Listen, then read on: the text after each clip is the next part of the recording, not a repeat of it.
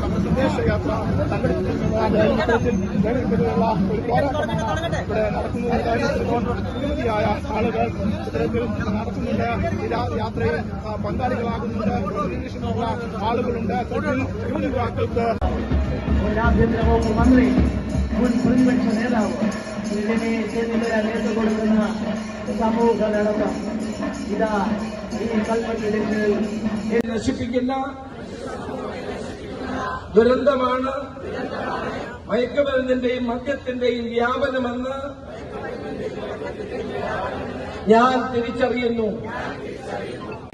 ലഹരിമുക്തമായ കേരളം സൃഷ്ടിക്കാൻ എല്ലാ ശരീരത്തെയും മാത്രമല്ല കുടുംബത്തെയും